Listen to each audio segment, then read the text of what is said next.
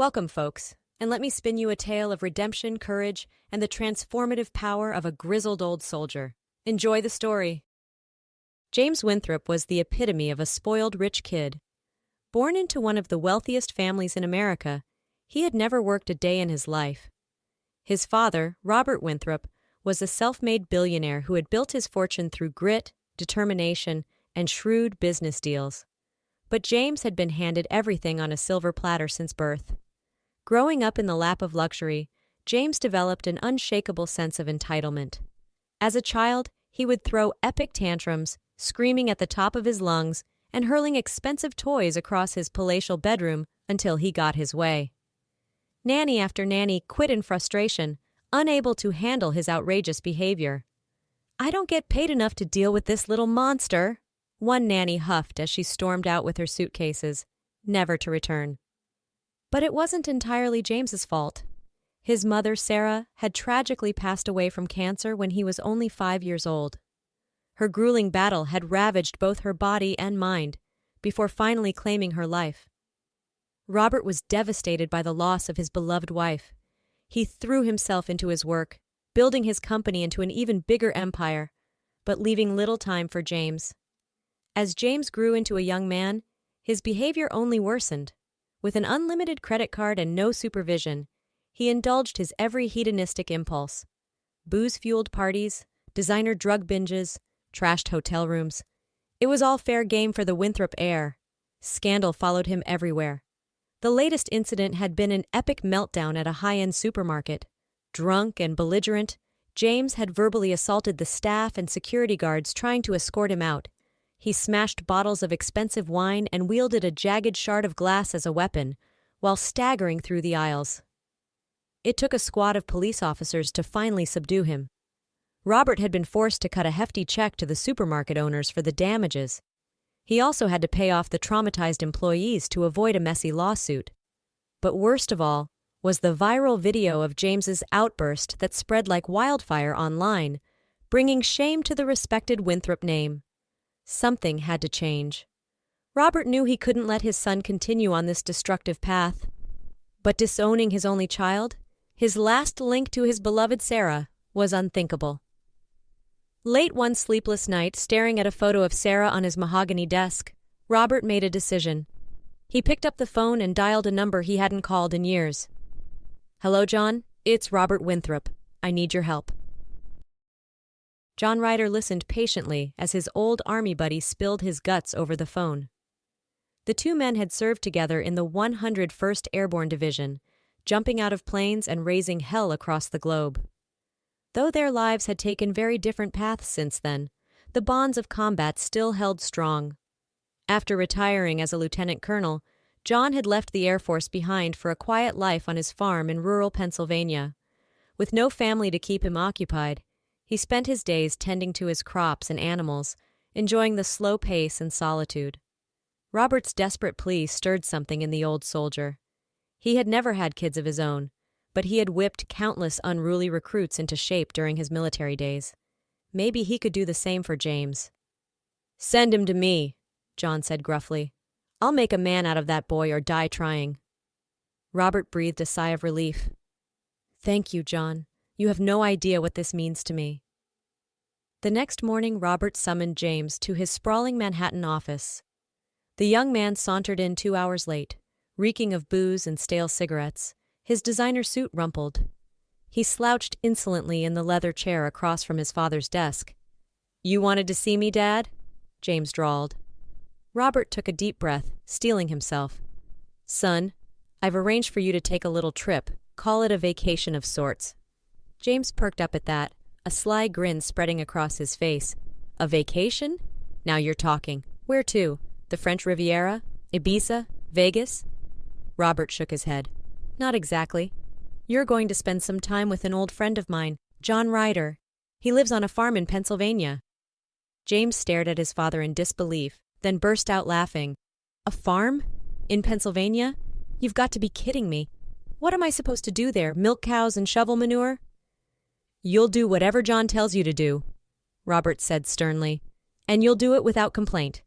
Consider it a chance to clear your head, get some fresh air, and exercise." Exercise? James scoffed. I have a personal trainer for that. I don't need to go to some backwoods farm. Robert's face darkened. This isn't a request, James. It's an order. You either go stay with John and follow his rules, or I'll cut you off completely. No more money, no more credit cards, no more trust fund. You'll be on your own. The color drained from James's face as the reality of his father's threat sank in. Struggling to maintain his bravado, he shrugged his shoulders. Fine, whatever. I'll go hang out with your farmer friend for a few days, but I'm not shoveling any manure. The sleek black town car rolled to a stop on the dirt driveway of John Ryder's farmhouse. James stepped out, squinting in the bright sunlight. He was hungover from his farewell bender in the city the night before, and in no mood for the fresh country air his father kept yammering on about. John emerged from the house, his posture ramrod straight despite his advancing age. He wore faded jeans, a flannel shirt, and a no-nonsense expression. James looked him up and down, unimpressed. "So you're the guy who's supposed to turn me into a real man, huh?" James sneered. "Good luck with that. We're not here to chit-chat," John barked. "From now on, you'll address me as Sir. Is that clear?" James rolled his eyes. "Yeah, sure, whatever you say, sir." His voice dripped with sarcasm. Quick as a flash, John was in his face, his steely blue eyes boring into James's bloodshot ones. "Let me make something clear, boy. You may be the big man back in New York City, but out here, I'm in charge. You'll do what I say, when I say it, no questions asked. And if you give me attitude, you'll regret it. Understand?" James swallowed hard, his throat suddenly dry. He managed a meek nod. "Yes, sir." "Good." John turned to Robert. "I'll take it from here." Robert gave his son one last pained look. "Be good, James. Listen to John. He's here to help you." With that, he climbed back into the car and sped off down the driveway.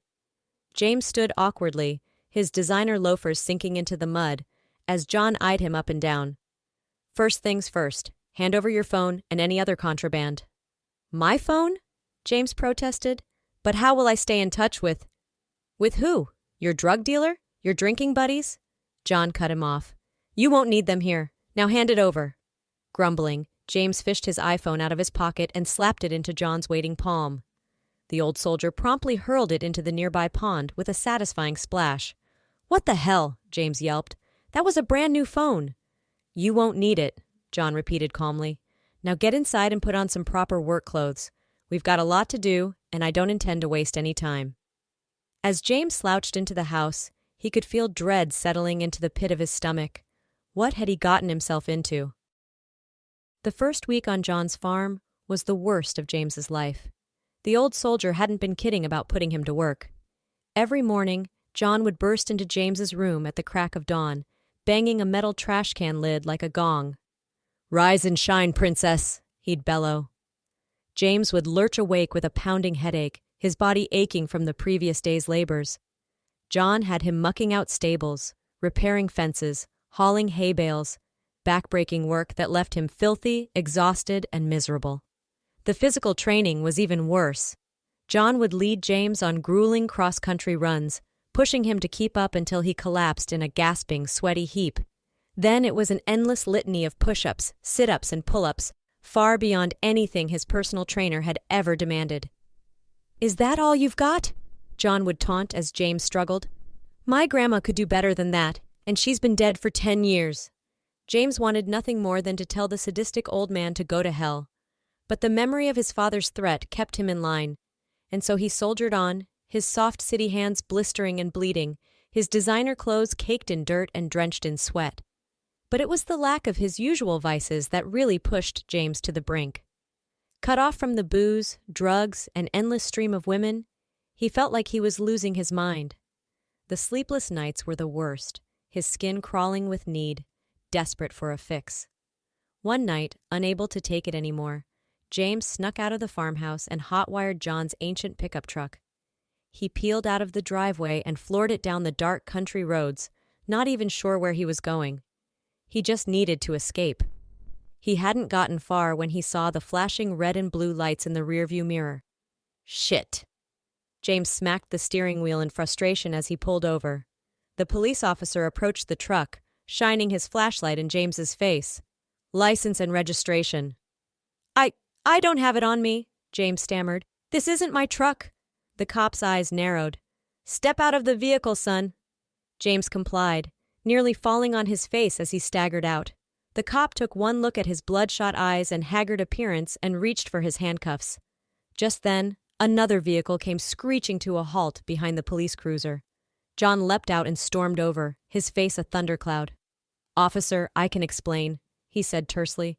This young man is my responsibility. I apologize for the trouble. The cop looked skeptical, but after a tense conversation, he agreed to release James into John's custody with a warning. The ride back to the farm was silent, the air crackling with tension. As soon as they pulled into the driveway, John whirled on James, his voice low and furious. Pull a stunt like that again and I'll have you locked up myself. I made a promise to your daddy and I aim to keep it, come hell or high water. You're not leaving this farm until I say so. Got it? James nodded miserably. His shoulders slumped in defeat. Yes, sir. As the weeks dragged on, James slowly began to change. The grueling physical labor and training toughened his body, replacing his doughy physique with lean, hard muscle. John's discipline instilled a sense of structure and purpose that had always been lacking in his aimless, hedonistic life. But the biggest transformation was in James's attitude.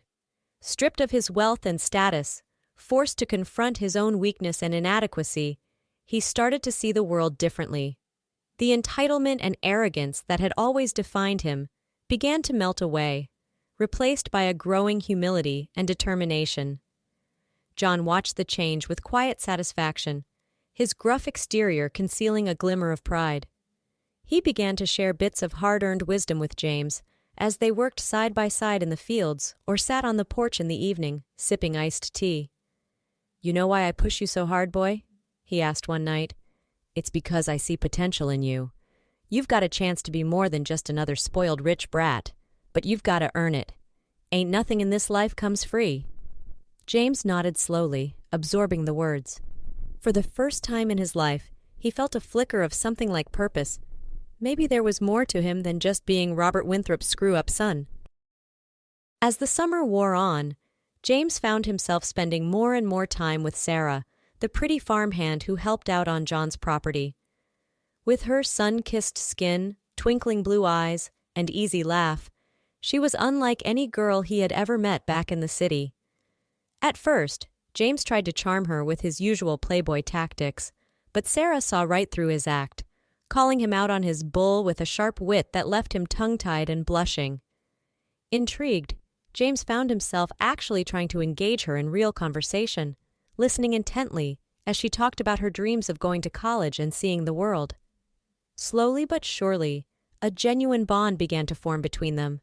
They would steal moments together whenever they could, lingering by the water pump, brushing hands as they reached for tools, exchanging secret smiles across the dinner table. For the first time, James felt the stirrings of something real, something beyond the superficial flings he was used to. But trouble was brewing on the horizon. A group of local toughs had taken a disliking to the city slicker invading their turf. They'd cruise by the farm in their souped-up trucks, hurling insults and empty beer cans. John warned James to steer clear, but he was done backing down from bullies. Things came to a head one night at the local dive bar. James was shooting pool with Sarah when the gang leader shouldered up to him, reeking of cheap booze and cheaper cologne. "Why don't you run on back to your penthouse, pretty boy," he sneered, "and leave the girl for a real man?" James refused to take the bait, turning back to the pool table. But then the thug made the mistake of grabbing Sarah's arm, leering down at her. "Come on, honey, ditch this loser and I'll show you a real good time." Something snapped inside James. Before he knew what he was doing, he had whirled around and cracked his pool cue across the goon's face. The man reeled back, blood spurting from his shattered nose. All hell broke loose. The rest of the gang jumped James, fists and boots flying. But months of hard training had honed his reflexes and toughened his body. He fought like a man possessed, taking as good as he got, determined to protect Sarah. It was a brutal, bloody brawl. By the time John and the bartender managed to break it up, James was barely standing, his face a mess of cuts and rapidly swelling bruises. but he had sent a clear message. He wasn't going to let anyone push him or the people he cared about around anymore. John half-carried James out to his truck, Sarah hovering anxiously at their side. As they bumped down the dark country roads back to the farm, John glanced over at his battered young charge. "Proud of you, kid," he said gruffly. "You showed some real heart back there." Through his one good eye, James managed a weak grin. "Learned from the best, sir." The next morning, James limped into the kitchen, his face a patchwork of bandages and bruises. John looked up from his coffee, eyeing him appraisingly. "How you feeling, Rocky?" James eased himself into a chair with a wince. "Like I went 10 rounds with a meat grinder, but I'll live." John nodded, satisfied. "Good, because we need to talk about your future." James felt a flicker of apprehension. Was John about to tell him it was time to go back to New York? The thought filled him with a surprising sense of dread. Somewhere along the way, this farm, these people, had started to feel like home. But John's next words took him by surprise. "I've been thinking, kid. You've come a long way these past months, showed a lot of grit and determination. I think you've got what it takes to make something of yourself, something real." James leaned forward, his heart pounding. "What do you mean?" John fixed him with a level gaze. "I mean the military, son. I think you should enlist. The Army could use a man like you. It'll give you structure, purpose, a chance to serve something bigger than yourself. And with my recommendation, you could even go to officer candidate school, become a leader of men." James sat back, stunned. The military? Him? It was the last thing he would have ever considered before. But now the idea took root in his mind, filling him with a sense of excitement and possibility. A chance to forge his own path, step out of his father's shadow, make a real difference in the world. He thought of Sarah, of the future they could build together. With the discipline and skills he would learn in the Army, he could become a man worthy of her, someone who could give her the life she deserved. James met John's eyes, a slow grin spreading across his battered face. "I'm in, sir. Where do I sign up?" 2 months later, Robert Winthrop's sleek black town car once again rolled down the dirt driveway of John Ryder's farm. But the man who stepped out was not the same one who had dropped off a surly, spoiled boy that summer day. James strode forward to greet his father, his posture straight and proud in his crisp new Army dress uniform. The transformation was stunning. Gone was the petulant, entitled brat. In his place stood a confident, disciplined young soldier. Robert stared at his son, his eyes glistening with emotion. "James," he said hoarsely, You look like a man." James clasped his father's hand firmly. "I am a man, Dad. Thanks to John. He saved my life out here, gave me a purpose, a path forward. I'm joining the Army. I'm going to make something of myself, make you proud." Robert pulled his son into a fierce embrace, his voice choked with tears. "I'm already proud, son. So damn proud. Your mother would be too." John watched the reunion from the porch, a satisfied smile playing at the corners of his mouth.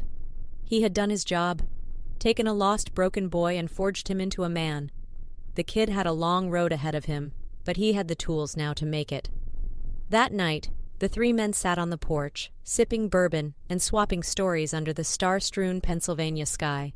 James regaled them with his plans for the future. Basic training, officer candidate school, maybe even airborne school following in John's footsteps. "I'm going to make a difference," he vowed. "Be a leader, serve my country.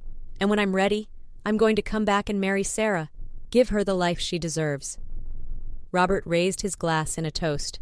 "To the future," he declared, "and to second chances." "Hooah!" John echoed, clinking his glass against the others. It was a moment none of them would ever forget. A moment of pride, of hope, of new beginnings. James Winthrop had entered that farm a spoiled, lost boy. He left it a man with a purpose, ready to take on the world, and he owed it all to the tough love and unshakable faith of one grizzled old soldier who had never given up on him. 1 year later, James and Sarah stood hand in hand at the altar, their eyes shining with love and joy. He cut a dashing figure in his dress uniform, the gold bars of a second lieutenant gleaming on his shoulders. She was radiant in a simple white gown, a crown of wildflowers in her hair.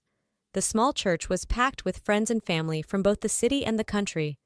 Robert Winthrop sat in the front pew, his eyes misty with pride and remembrance. Beside him, John Ryder stood ramrod straight, his chest bedecked with gleaming medals, a rare smile softening his craggy face. As the happy couple exchanged their vows, James reflected on the incredible journey that had brought him to this moment. The spoiled, reckless boy he had once been seemed like a distant memory. In his place stood a man of courage, honor, and purpose, ready to take on whatever challenges life threw his way. He squeezed Sarah's hand, his heart swelling with love and gratitude. She had stood by him through it all, believed in him even when he hadn't believed in himself. With her by his side, he felt like he could conquer the world. As the priest pronounced them husband and wife, the church erupted in cheers. James pulled Sarah into his arms, kissing her deeply, pouring all his love and devotion into that one perfect moment.